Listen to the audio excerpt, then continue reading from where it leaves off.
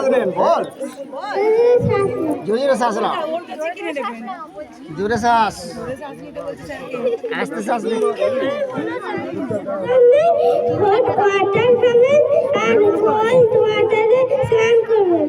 cold ওয়াটারে স্নান আর pulse দেখ আর খাবে কি হট ওয়াটার আর পালস দেখ পালস কেমন করে পালস দেখে ফার্স্টটা দেখে দাও হ্যাঁ ঘড়ি দেখো না তোর ঘড়িটা দে